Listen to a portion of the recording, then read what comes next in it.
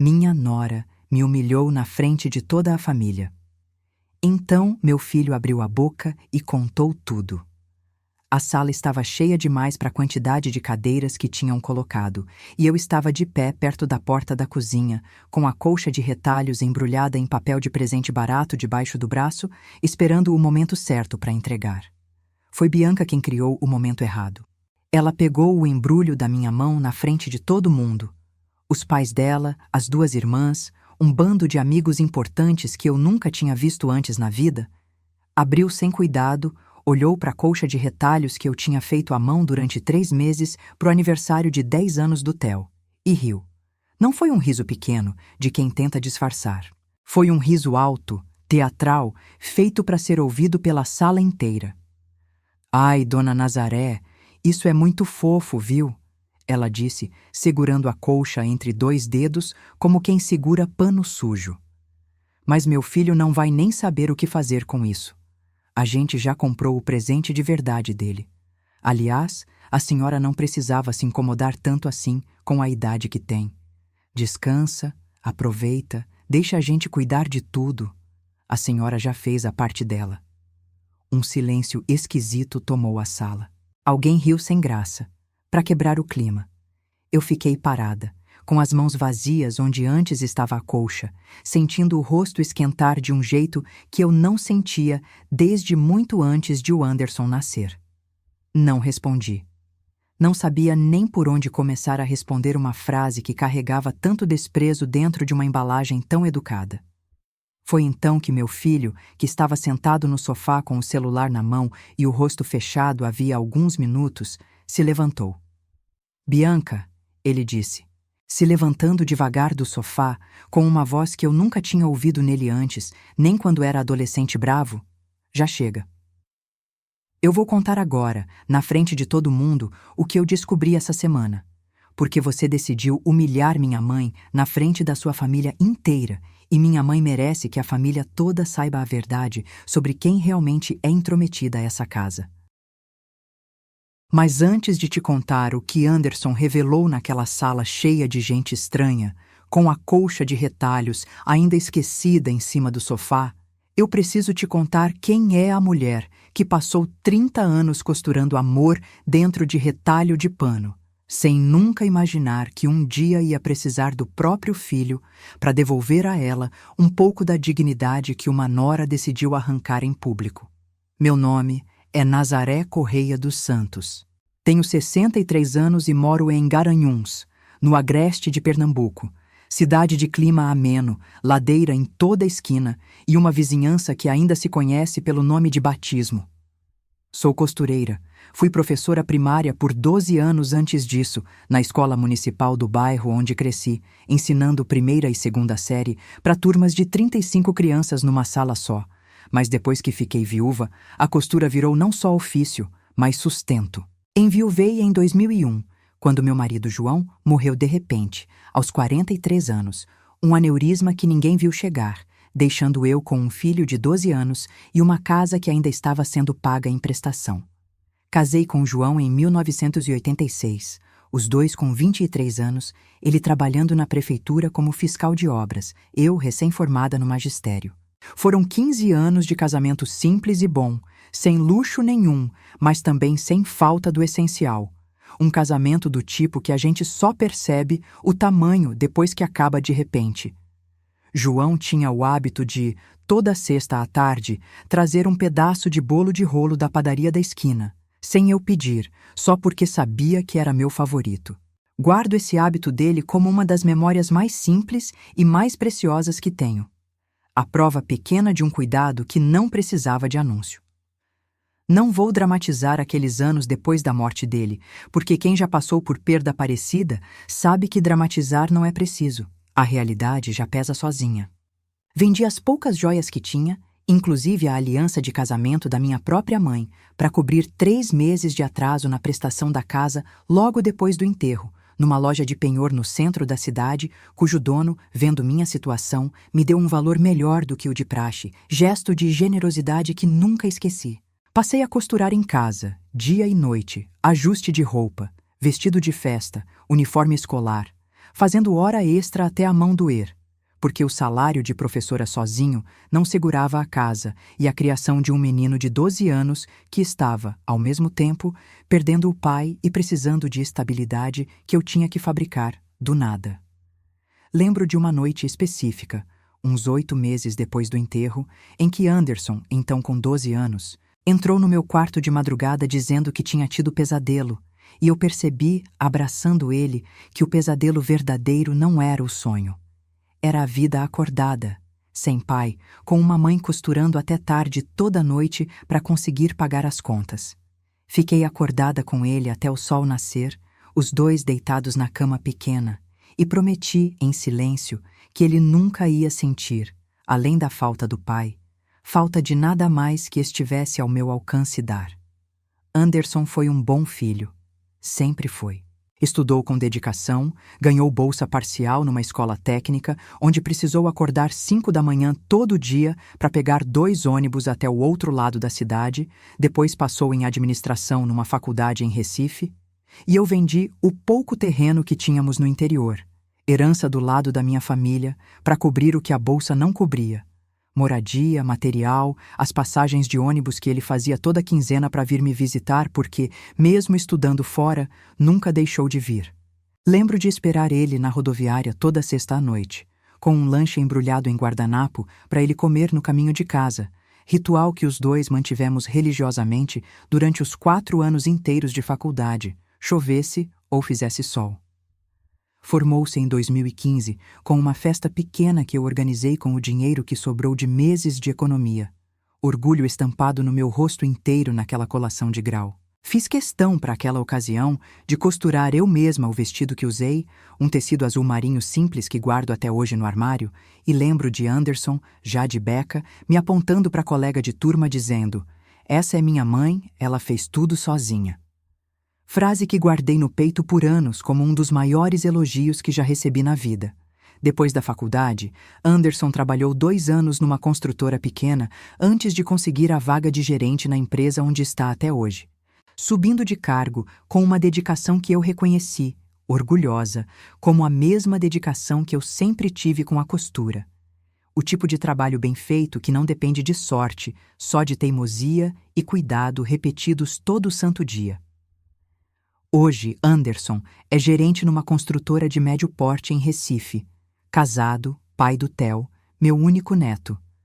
Construiu uma vida que eu sonhei para ele desde antes de ele nascer.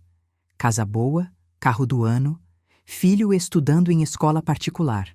Cada vez que olho para a vida dele, sinto o mesmo tipo de orgulho que sinto quando termino uma peça de costura difícil e vejo o resultado inteiro, sem falha nenhuma na costura, pronto para ser usado.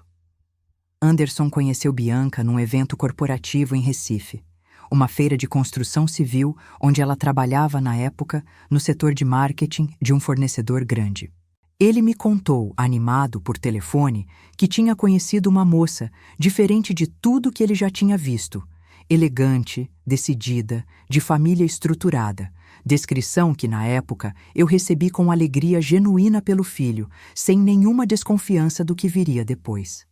Conheci Bianca em 2018, quando Anderson a trouxe para Garanhuns pela primeira vez, numa visita de fim de semana. Ela era filha de família tradicional de Recife, pai empresário, mãe socialite de clube, e desde o primeiro almoço na minha casa, notei um desconforto nela, que na época interpretei, ingenuamente, como timidez.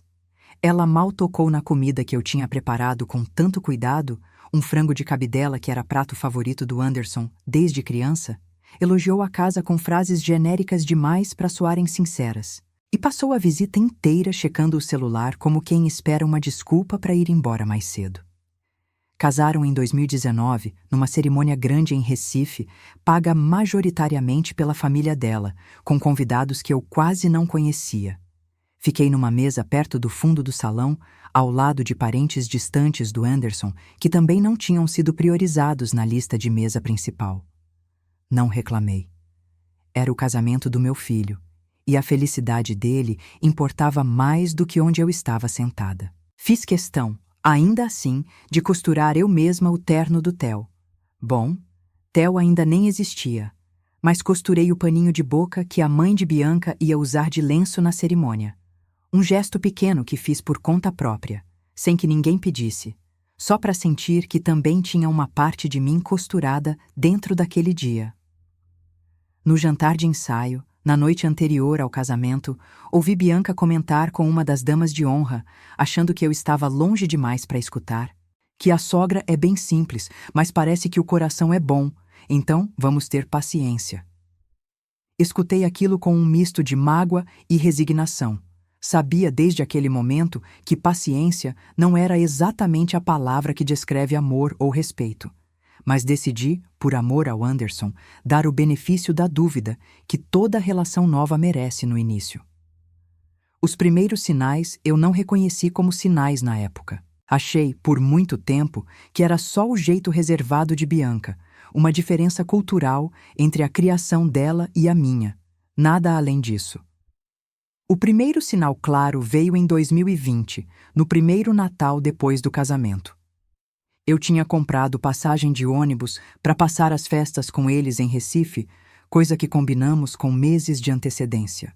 3 dias antes da viagem, Bianca ligou dizendo que surgiu um compromisso de última hora com a família dela e que seria mais tranquilo eu ir só no ano novo. Reorganizei tudo, cancelei a passagem com multa e passei o Natal sozinha em casa, comendo a ceia que tinha preparado para mim mesma, ouvindo rádio. O segundo sinal foi mais sutil e demorou para eu perceber o padrão. Toda vez que eu ligava para falar com o Theo, Bianca atendia primeiro e quase sempre dizia que ele estava ocupado com atividade ou já tinha dormido, mesmo em horários em que eu sabia, pela rotina que o próprio Anderson me contava em conversas separadas, que a criança estava acordada e disponível. As ligações que efetivamente aconteciam duravam poucos minutos, sempre cronometradas por uma voz de fundo dizendo: "Já pode desligar, viu, Theo?" O segundo sinal, além das ligações cronometradas, também incluiu uma ocasião específica em que Bianca cancelou, de última hora, uma visita minha planejada há semanas para o aniversário de 7 anos do Theo, alegando que a casa estava uma bagunça de reforma e que seria melhor eu vir numa próxima ocasião mais tranquila. Descobri, meses depois, por uma foto que uma prima publicou nas redes sociais, que a festa tinha acontecido normalmente naquele mesmo dia, com bolo, decoração profissional e dezenas de convidados. Só que sem mim. Fiquei olhando aquelas fotos por um longo tempo naquela noite, reconhecendo rostos de familiares distantes que tinham sido convidados no meu lugar, sentindo um tipo de tristeza silenciosa que não tinha nem para quem contar, sem parecer estar reclamando de bobagem. Fechei o aplicativo, sem comentar nada, sem curtir nada, e fui dormir carregando aquele peso sozinha, como fiz tantas outras vezes ao longo daqueles anos.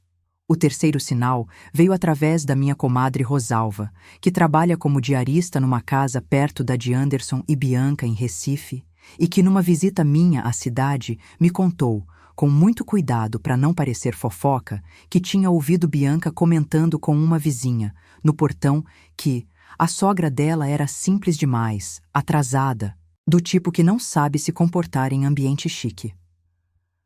Rosalva contou aquilo com pesar genuíno, sabendo o quanto ia doer, mas achando que eu merecia saber. Eu agradeci. Guardei aquela informação no mesmo lugar onde guardo tudo que dói, e continuei tratando Bianca com a mesma educação de sempre nas visitas seguintes. Ainda dentro do terceiro sinal, teve um desdobramento que doeu de forma parecida. Numa visita minha a Recife, poucos meses depois do comentário que Rosalva relatou, fui com Anderson e Theo a um shopping e cruzamos por acaso com 2 amigas de Bianca que não sabiam que eu era a sogra dela.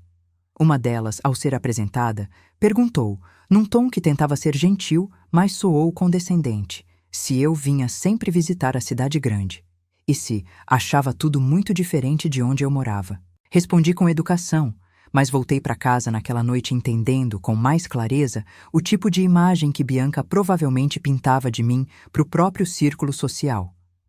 O quarto sinal foi financeiro, e só ganhou sentido muito depois. Numa ligação de rotina com Anderson, no início deste ano, notei um cansaço na voz dele que não era só cansaço de trabalho. parecia preocupação, algo que ele evitava nomear diretamente. Perguntei se estava tudo bem financeiramente. Ele disse que as coisas estavam apertadas esse ano, sem entrar em detalhe, mudando de assunto rápido demais para ser natural. Entre o terceiro e o quarto sinal, teve ainda um episódio que na época deixei passar, tentando ser compreensiva.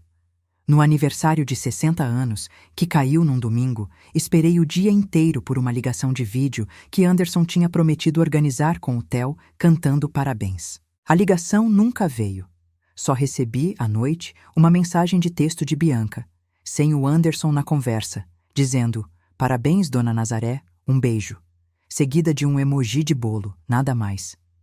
Descobri semanas depois, batendo papo com Anderson sobre outro assunto, que ele tinha sim ligado naquele domingo 3 vezes, mas que Bianca tinha dito para ele que eu provavelmente estava ocupada com as amigas e sugerido esperar para ligar outro dia. Ligação que nunca aconteceu de fato, porque o dia seguinte trouxe outras prioridades e o aniversário, tecnicamente, já tinha passado. O quinto sinal, o mais recente antes da festa, foi um comentário que a própria Bianca fez, numa ligação de vídeo para o aniversário de 9 anos do Theo, no ano passado. Eu tinha sugerido com cuidado que talvez pudesse ajudar financeiramente numa cirurgia de quadril que eu precisava fazer, já que o SUS tinha me colocado numa fila de espera de mais de 1 ano e a dor estava cada vez mais forte. Bianca, sem que Anderson estivesse por perto para ouvir, disse pelo telefone, com uma delicadeza que escondia mal o desconforto: "Dona Nazaré, a gente também tem nossas despesas, viu? Não dá para sustentar todo mundo." Fiquei magoada, mas engoli, porque não queria criar problema entre Anderson e a esposa por causa de uma dor no quadril que, afinal, eu vinha administrando havia anos com analgésico e paciência. Eu engoli os 5 sinais um atrás do outro, do mesmo jeito que a gente engole pano difícil de costurar, forçando a agulha, mesmo sabendo que o tecido está resistindo mais do que deveria. Nunca contei nada disso para o Anderson em detalhe, sempre com medo de soar como sogra intrometida, tentando colocar o filho contra a própria esposa. Medo que hoje reconheço como um dos meus próprios erros naquele período. O silêncio que eu escolhi, achando que estava protegendo o casamento dele, na prática, só deu mais espaço para Bianca continuar agindo sem nenhuma consequência. Nas semanas antes da festa, sem que eu soubesse de nada disso ainda, Anderson tinha ligado para o cirurgião ortopedista que eu já consultava pelo SUS, perguntando, discretamente, o valor exato do procedimento particular e o nome de uma boa clínica em Recife ou Caruaru. Guardou aquela pesquisa como surpresa, planejando me contar pessoalmente na própria festa do Theo, momento que ele imaginava como celebração dupla, aniversário do filho e alívio para a mãe. A ironia amarga é que a mesma festa pensada para ser boa notícia acabou sendo o palco onde a verdade sobre o desvio daquele dinheiro veio à tona. O que eu não sabia, até aquela noite na sala cheia de gente, era que Anderson, dias antes da festa de aniversário do Theo, tinha decidido, sem me contar nada, separar um valor considerável das economias do casal especificamente para pagar minha cirurgia de quadril numa clínica particular, depois de descobrir por conta própria, numa ligação comigo, o quanto a dor estava afetando meu dia a dia.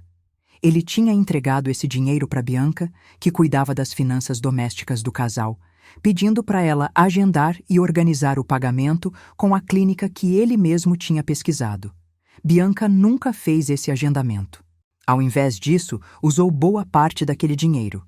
Anderson só foi descobrir isso na semana da festa, checando um extrato bancário que ela deixou aberto por descuido no notebook da sala, para pagar um procedimento de harmonização facial completo numa clínica de estética em Recife, e o restante numa viagem de fim de semana com 2 amigas para um resort em Porto de Galinhas, viagem que ela tinha justificado para o Anderson como curso de capacitação profissional obrigatório. Ele me contou depois, já durante minha recuperação da cirurgia, o momento exato em que descobriu, sentado no notebook aberto de Bianca, tentando imprimir um boleto de condomínio, quando o extrato bancário abriu automaticamente numa aba que ela tinha deixado aberta. Disse que ficou paralisado por minutos inteiros, só olhando para a tela, relendo a mesma linha várias vezes, tentando encontrar alguma explicação inocente que não existia. Fiquei com raiva, mãe, mas fiquei mais com uma tristeza que eu não sabia nem nomear direito, ele me contou. Porque não era só sobre o dinheiro. Era sobre perceber que a pessoa que eu escolhi para dividir a vida inteira tinha escolhido, sem hesitar, cuidar da própria aparência antes de cuidar da minha mãe. Anderson descobriu tudo isso 4 dias antes da festa. Passou aqueles 4 dias em silêncio, processando, decidindo o que fazer, sem falar nada nem para mim, nem para ela, até aquela noite em que Bianca, sem saber que o marido já sabia de tudo, decidiu humilhar a sogra na frente da própria família, com a colcha de retalhos ainda quente do calor das minhas mãos. "O que você descobriu, Anderson?"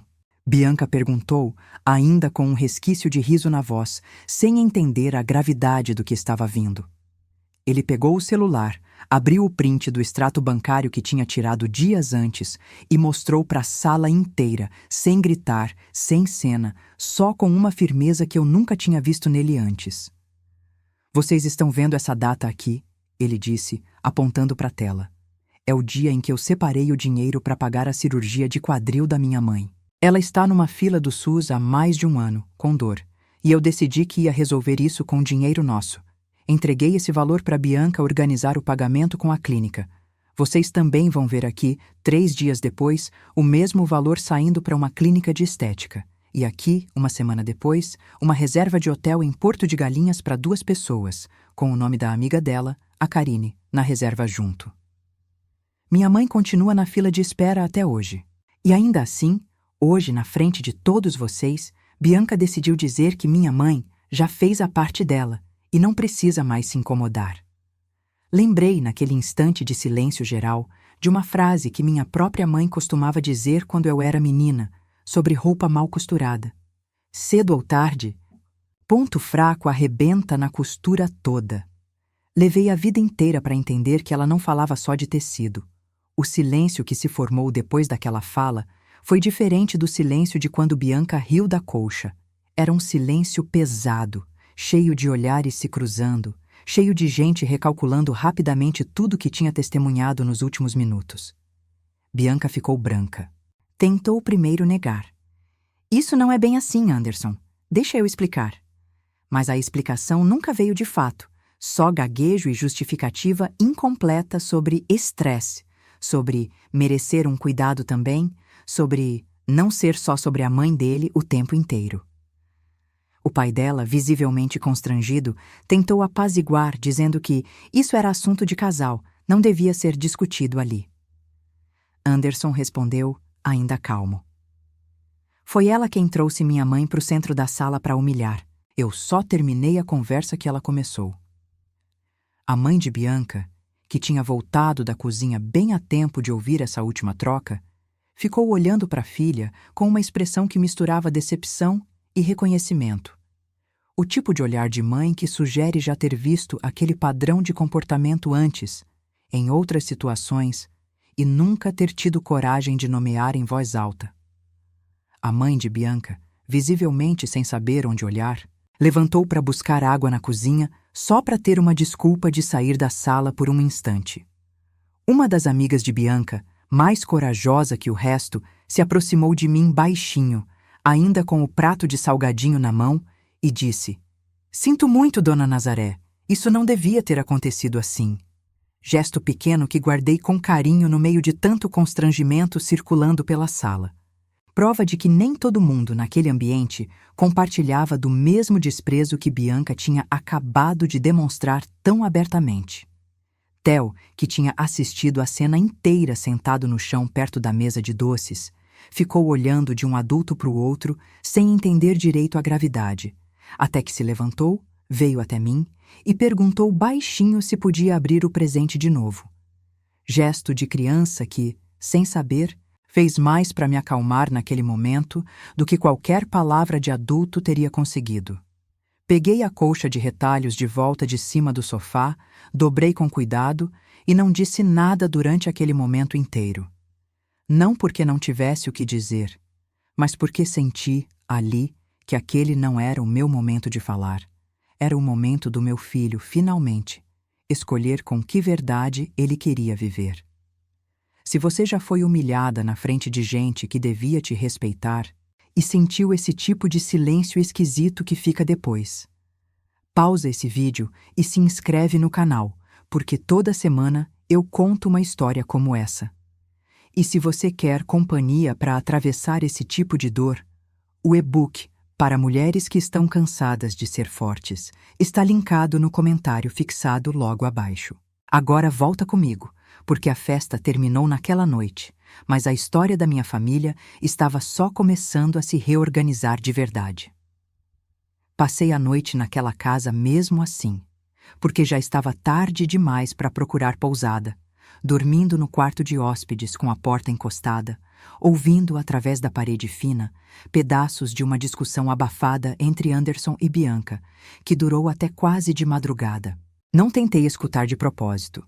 Só não consegui, de tão cansada e de tão desperta ao mesmo tempo, deixar de ouvir os tons de voz subindo e descendo, sem entender as palavras exatas, só a temperatura emocional da conversa inteira.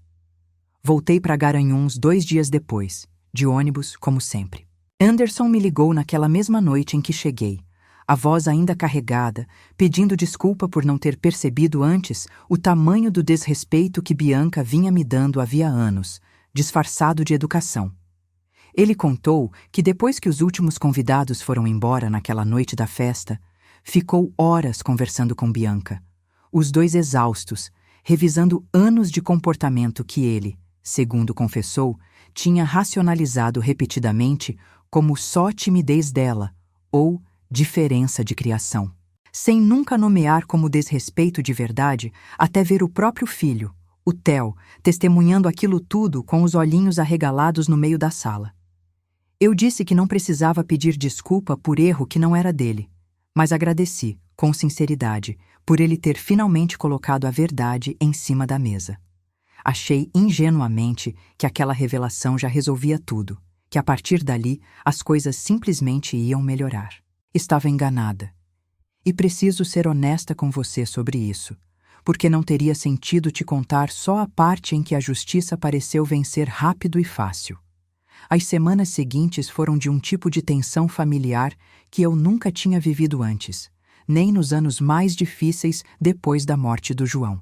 Bianca, longe de assumir qualquer responsabilidade, passou a espalhar, através de familiares dela, uma versão diferente da história, que Anderson tinha armado um escândalo na frente da família dela por ciúme da relação dela com a mãe dele, e que eu era uma sogra manipuladora, que sempre quis controlar o filho. Essa versão, distorcida, chegou até mim através de uma prima distante, que ainda mantinha contato com o lado da família de Bianca, e doeu de um jeito diferente da humilhação original. Porque não era mais só sobre um comentário cruel numa festa, era sobre reescrever a história inteira da minha vida como mãe.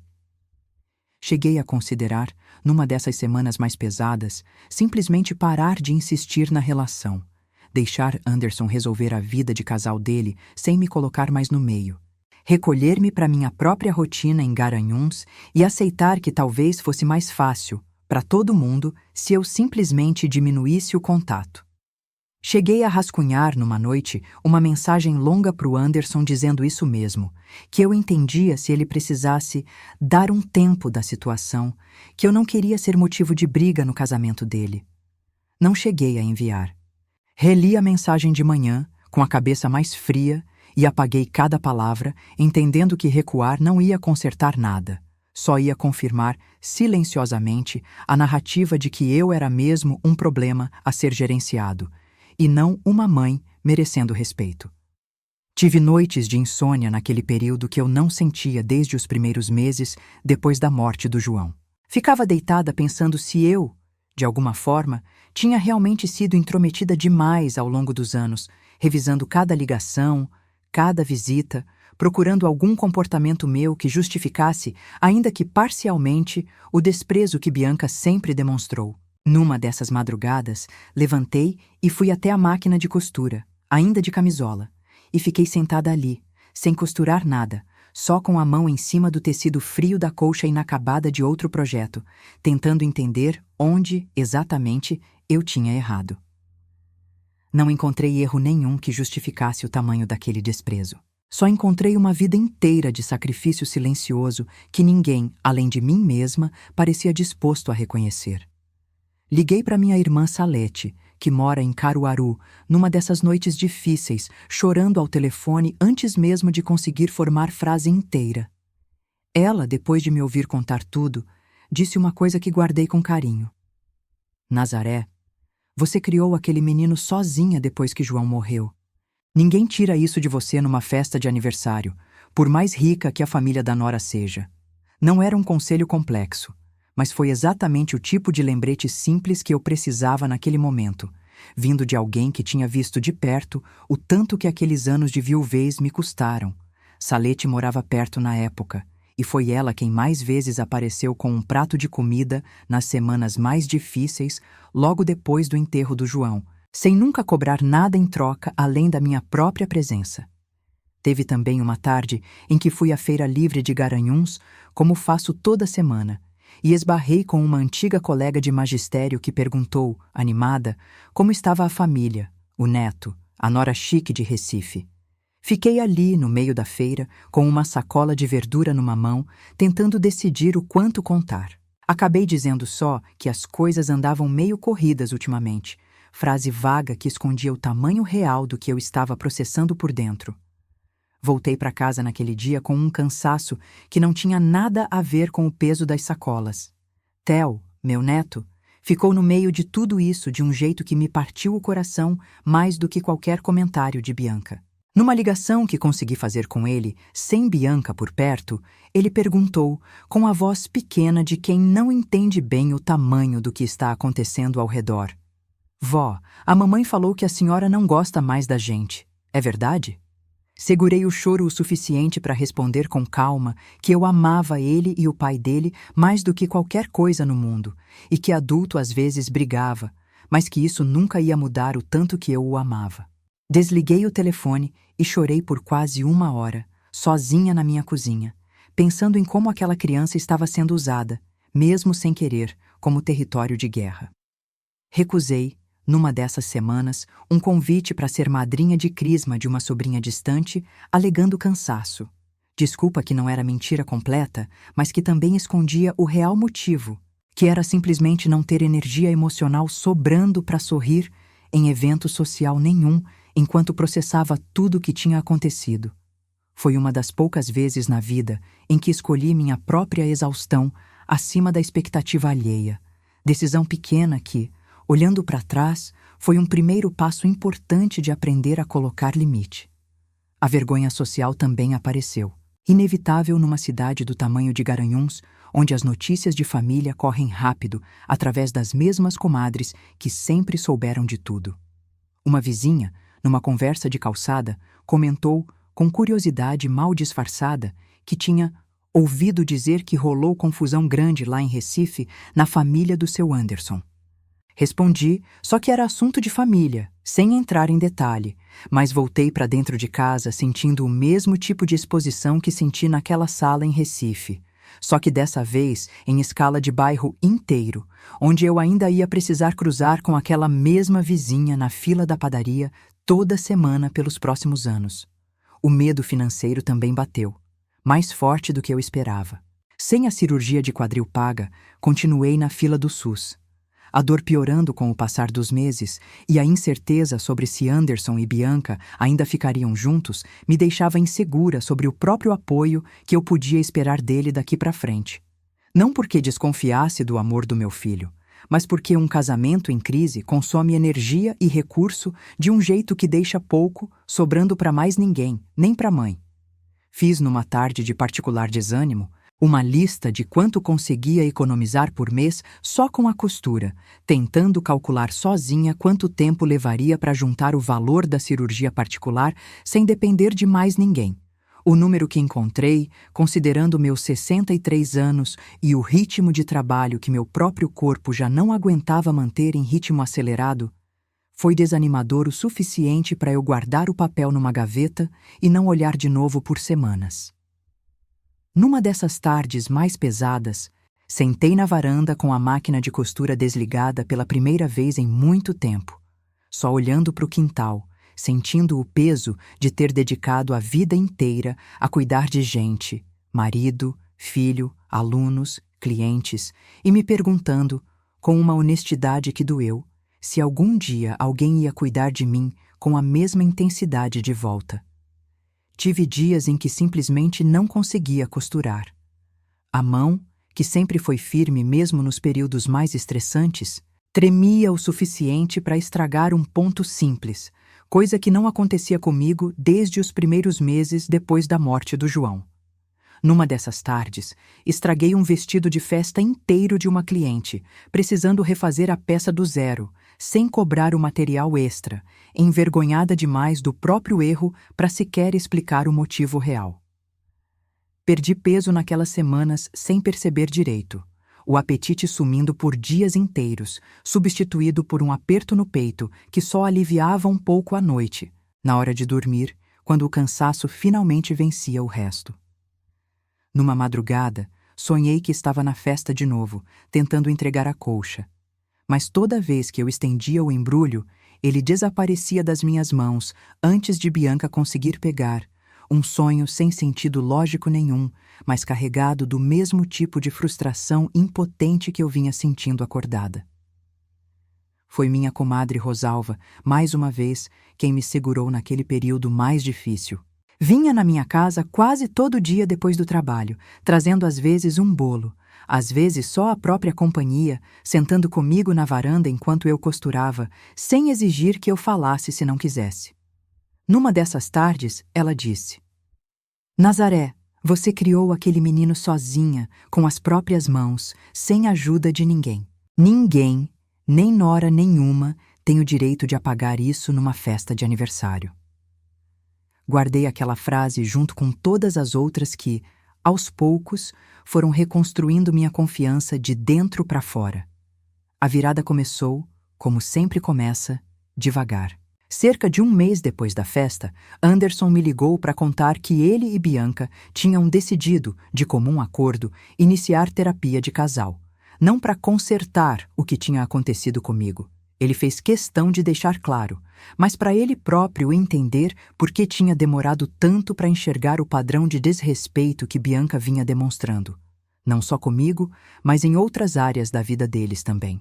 Fiquei orgulhosa dele por essa decisão, independente de qual fosse o resultado final do casamento, porque significava que ele estava, pela primeira vez, olhando para a própria vida com o mesmo cuidado crítico que eu sempre tentei ensinar. A terapeuta que os dois escolheram, segundo o que Anderson me contou depois, com cuidado de não expor detalhe que não me cabia saber, ajudou Bianca a entender que boa parte do desprezo que ela demonstrava comigo vinha de um padrão que ela tinha aprendido dentro da própria família. A mãe dela, segundo o relato da própria Bianca em sessão, sempre tratou parentes de origem mais simples com o mesmo tipo de condescendência disfarçada de educação, e Bianca tinha crescido normalizando aquele comportamento sem nunca examinar de onde vinha. Isso não apaga o que aconteceu, e eu deixei claro para o Anderson que entender a origem de um comportamento não é a mesma coisa que perdoar automaticamente o comportamento em si. Mas ajudou eu a enxergar Bianca não só como vilã de uma história, mas como pessoa carregando um padrão que também precisava, ela mesma, desmontar aos poucos. Marquei finalmente com o dinheiro que Anderson insistiu em me mandar diretamente, sem passar mais por Bianca. A cirurgia de quadril numa clínica particular em Caruaru, cidade vizinha com boa estrutura hospitalar. Nos dias antes da cirurgia, fiquei ansiosa de um jeito que me surpreendeu. Não exatamente medo do procedimento em si, mas um tipo de ansiedade mais funda, quase filosófica, sobre o que significava finalmente receber ajuda depois de tantos anos, sendo eu quem ajudava todo mundo ao redor. Conversei sobre isso com Rosalva numa das tardes de costura na varanda, e ela disse, com a sabedoria simples que sempre carrega: Nazaré, receber ajuda não é fraqueza, é só a vida devolvendo o que você deu. A cirurgia aconteceu num sábado de manhã, 2 meses depois da festa, e correu bem, sem complicação nenhuma. Anderson veio de Recife, especialmente para ficar comigo na recuperação.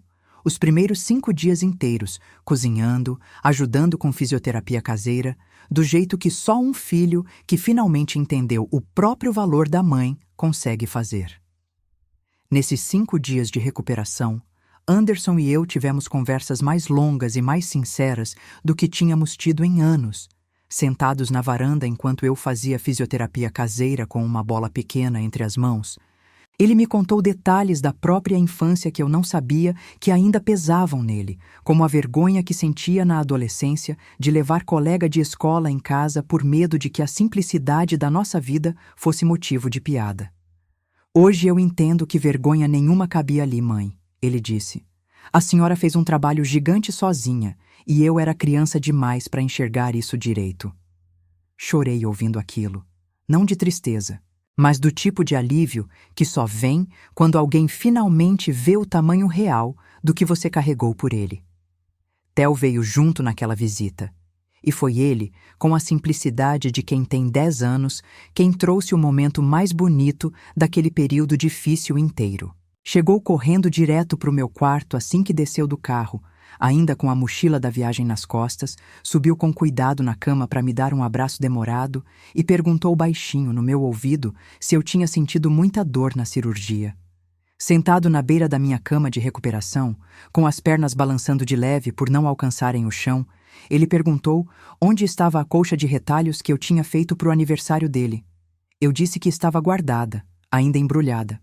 Ele pediu para ver, e quando abriu o embrulho e viu o desenho de retalhos coloridos formando o mapa do Brasil, peça que eu tinha planejado com cuidado, pensando em como ensinar geografia para o neto através de pano, do mesmo jeito que fui professora a vida inteira, ele sorriu um sorriso enorme e disse: "Vó, essa é a coisa mais legal que eu já ganhei. Posso usar hoje?" Dormiu enrolado naquela colcha naquela noite inteira, e uma foto que Anderson tirou dele dormindo, feliz, debaixo do mapa de retalhos, virou, sem que eu pedisse, a nova foto de perfil do celular do meu filho. Nesse mesmo período de recuperação, Anderson me contou, sentado na beira da minha cama uma noite, detalhes que eu ainda não sabia sobre os meses que antecederam a festa. Contou que Bianca vinha, havia mais de 1 ano, criticando para ele, em particular, cada gesto meu.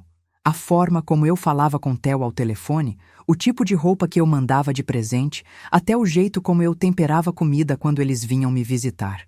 Ele confessou com visível vergonha que por muito tempo tinha optado por não me contar nada disso, achando que conflito de sogra e nora resolvia sozinho com o tempo, e que só o choque de ver o desprezo dela em voz alta, na frente de gente estranha, tinha finalmente forçado ele a admitir o tamanho real do problema.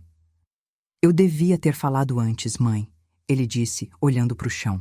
"Fiquei tentando manter os 2 lados em paz, e isso significou deixar você aguentar sozinha um monte de coisa que eu já sabia que estava errada." Fiquei em silêncio por um momento, absorvendo aquela confissão, antes de responder que entendia. Não porque fosse fácil entender, mas porque eu mesma tinha vivido, com meus próprios pais quando era jovem, situações parecidas de tentar equilibrar lealdades diferentes sem magoar ninguém, e sabia, por experiência própria, como esse tipo de equilíbrio quase sempre acaba custando mais caro para quem fica em silêncio esperando ser notado. Não guardei rancor daquela confissão. Entendi, com o tempo para pensar que a recuperação da cirurgia me deu, que filho também carrega peso de tentar equilibrar mãe e esposa, e que o silêncio dele, embora tenha me custado caro, não vinha de falta de amor, vinha de um tipo de covardia comum. A covardia de quem espera o problema se resolver sozinho para não precisar escolher lado. Retomei, com mais força ainda depois da cirurgia e da recuperação, meu trabalho de costura, que nos últimos meses tinha diminuído por causa da dor. Uma cliente antiga, Dona Terezinha, comentou para outras amigas do bairro sobre a qualidade do meu trabalho, e o boca a boca trouxe encomendas novas, incluindo um pedido grande de uma escola particular da cidade para confeccionar figurino inteiro de uma peça teatral de fim de ano. Trabalho que me rendeu, em poucas semanas, mais do que costumava faturar em meses inteiros de ajuste avulso. A diretora daquela escola, Dona Auxiliadora, ficou tão satisfeita com o resultado dos figurinos que me convidou para dar uma oficina de costura básica para as turmas do Fundamental, uma vez por semana, projeto que topei na hora, sem cobrar quase nada, só pelo prazer de voltar a ensinar depois de tantos anos longe da sala de aula. Foi nessa oficina, semanas depois, que uma aluna de 9 anos, ajeitando a linha na agulha com dificuldade, me disse que eu ensinava parecido com professora de novela. Elogio que me fez rir sozinha o resto do dia inteiro. Recebi, ainda nesse período de retomada, a visita de uma jornalista do jornal local, que tinha ouvido falar do meu trabalho através da diretora da escola e queria fazer uma matéria pequena sobre mulheres que reinventam a própria vida depois dos 60. Aceitei com uma mistura de orgulho e vergonha. Nunca tinha sido entrevistada por jornal nenhum na vida, e a matéria saiu numa página inteira, com foto minha sentada na máquina de costura, a agulha e a linha que sempre foram, desde os tempos de professora, minha ferramenta de cuidado com todo mundo ao redor. Comecei também, por sugestão da minha irmã Salete, a vender online algumas peças pequenas que fazia nas horas vagas: porta-copo, capa de almofada, mantinha de bebê, usando fotos tiradas pelo próprio celular, publicadas num perfil simples que o Theo, orgulhoso, ajudou a configurar numa das visitas. Em 3 meses, já tinha um grupo pequeno, mas fiel de clientes que compravam repetidamente, incluindo 2 encomendas vindas de fora do estado.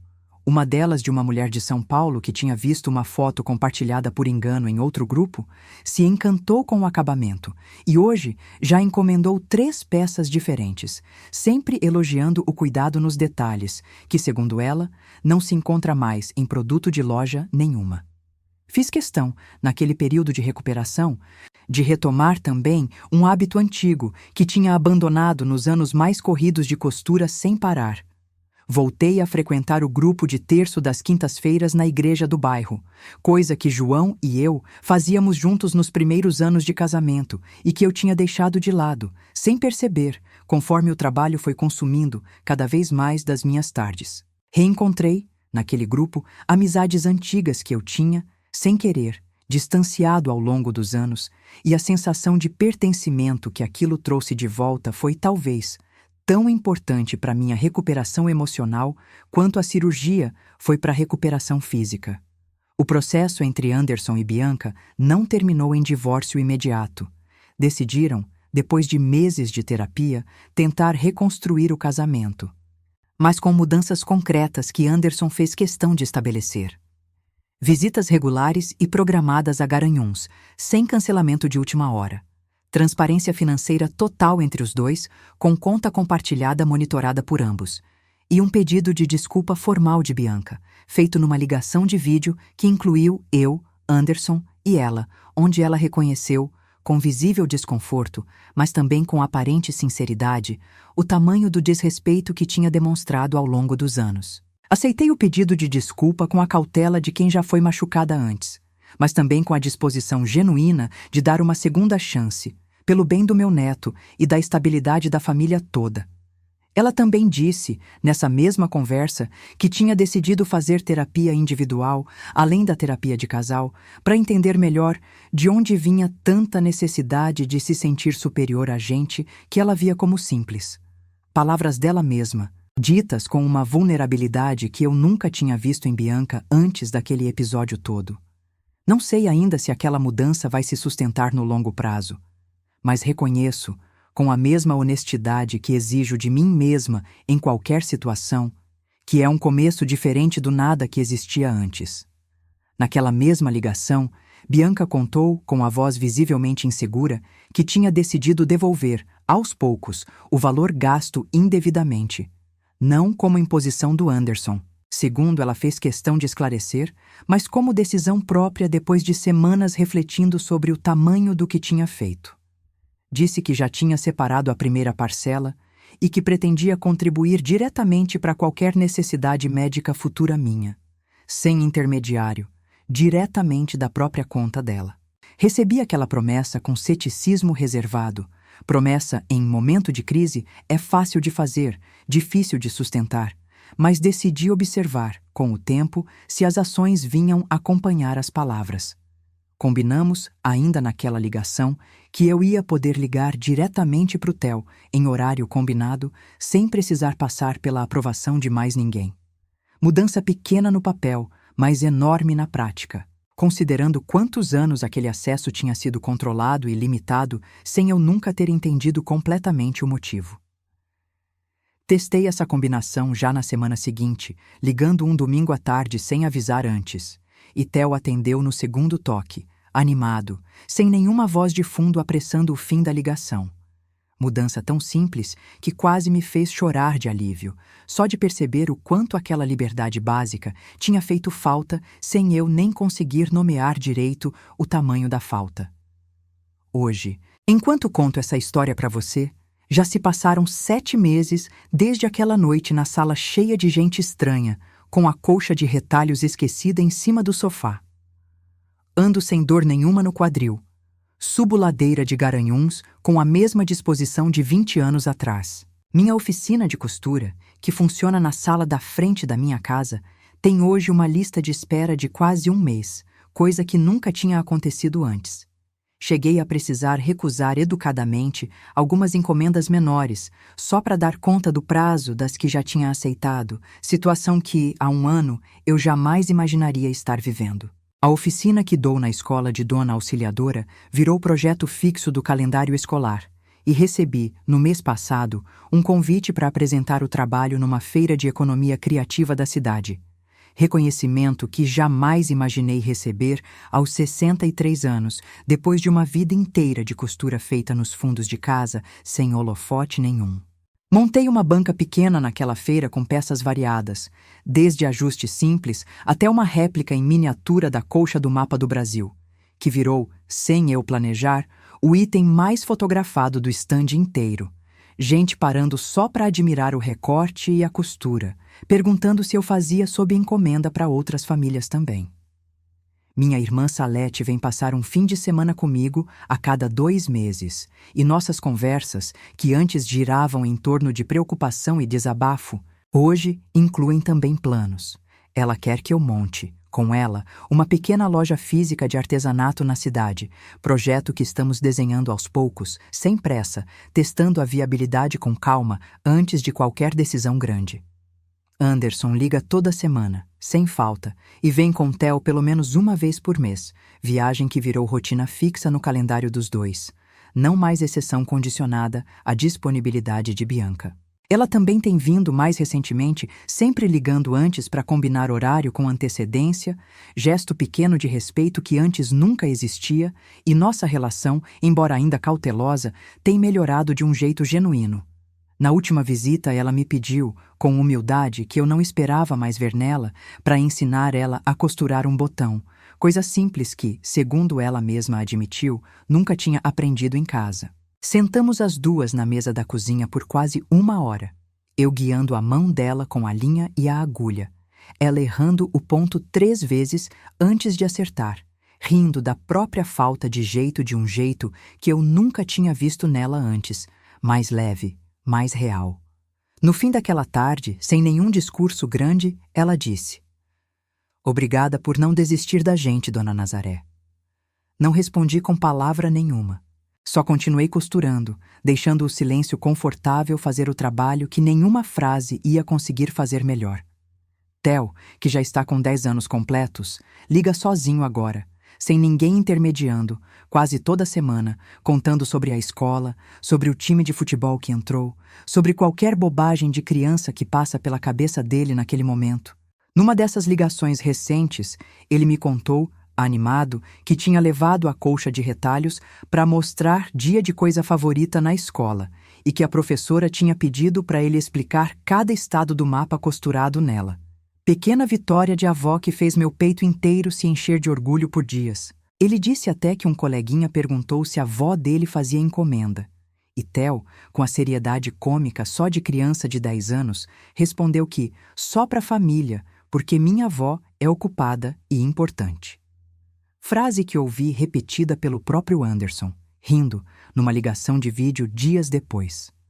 Passo a maior parte dos domingos agora numa rotina que virei fiel. Missa às 7, feira livre logo depois, sempre parando na mesma banca de fruta da Dona Creuza, que me pergunta toda semana como vai a família. E a tarde inteira reservada para costura, com o rádio ligado numa estação de programa de auditório antigo que me faz companhia. Às vezes, Rosalva aparece sem avisar, traz café, senta do meu lado sem exigir conversa nenhuma, do mesmo jeito que fez durante os meses mais difíceis. Continuamos amigas do mesmo jeito de sempre, só que agora com menos peso para carregar entre uma visita e outra. Guardo, ainda hoje, o print do extrato bancário que Anderson mostrou naquela sala. Ele mesmo me mandou por mensagem dias depois, sem explicação nenhuma, só a imagem, como quem entende que algumas provas não precisam de legenda para dizer tudo o que precisam dizer. Não guardei por rancor. Guardei porque de vez em quando, num dia mais fraco, olho para aquela imagem e lembro que existe, sim, gente dessa família que enxergou meu valor a tempo de defender ele em voz alta. E isso, para mim, vale mais do que qualquer desculpa que eu já recebi na vida. A colcha de retalhos com o mapa do Brasil continua na cama do Theo, um pouco desbotada já de tanto uso, exatamente do jeito que colcha boa deveria ficar. Usada, amada, gasta de verdade. Às vezes, quando estou costurando alguma peça nova, penso naquela noite em que meu filho se levantou do sofá e decidiu, na frente de gente estranha, que a verdade importava mais do que a paz falsa. Foi o presente mais valioso que eu já recebi de um filho. Não porque tenha resolvido tudo de uma vez, mas porque me devolveu algo que eu tinha, sem perceber, deixado Bianca ir apagando aos poucos ao longo dos anos. A certeza de que 30 anos de sacrifício silencioso valem sim. Respeito em voz alta.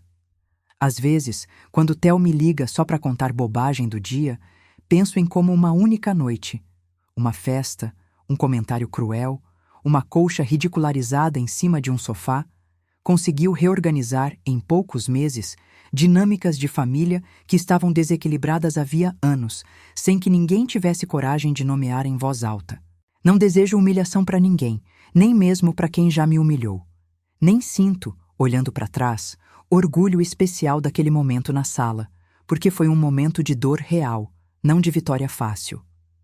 Mas aprendi que, às vezes, é exatamente o momento mais doloroso que força a verdade a subir à superfície, e que a verdade, por mais que doa na hora, é sempre melhor do que décadas de paz falsa, construída em cima de desrespeito silencioso. Foi Anderson quem trouxe Bianca para dentro da minha vida.